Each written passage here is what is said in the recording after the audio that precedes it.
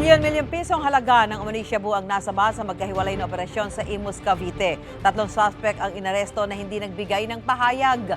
May unang balita, si Bam Alegre.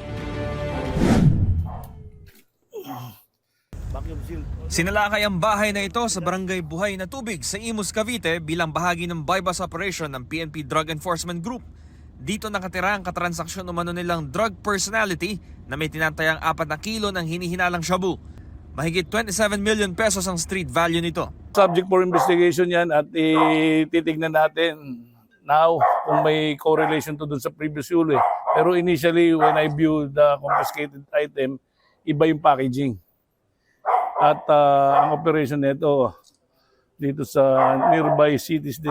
Kasama sa mga nakuhang drug paraphernalia ang iba't ibang packaging na ginagamit para ikubli ang droga, pati ang marked money. Isa sa ilalim sa laboratory analysis ang mga nakuhang droga.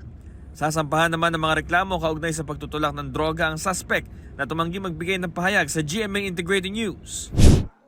Karugtong ang drug operation na ito ng isa pang malaking operasyon ng PDEG sa Barangay Pasong Buaya 2 sa Imus, Cavite rin. Bulto-bulto hinihinalang shabu na nagkakahalaga ng mahigit 700 million pesos ang nasabat naman sa 2 lalaki. Pagkain para sa isda ang nakalagay sa mga paketeng ito na nakasilid sa 4 na sako. Pero pag binuklat ang loob ng bawat isang plastic, tatambad ang mga umano'y shabu. 110 kilo lahat ang nakuhang droga.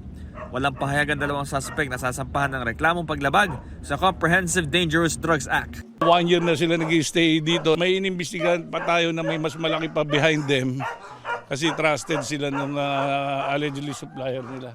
Parang second layer sila of the supply chain ng illegal drugs dito sa ating country. Ito ang unang balita sa Imus, Cavite, Bam Alegre para sa GMA Integrated News.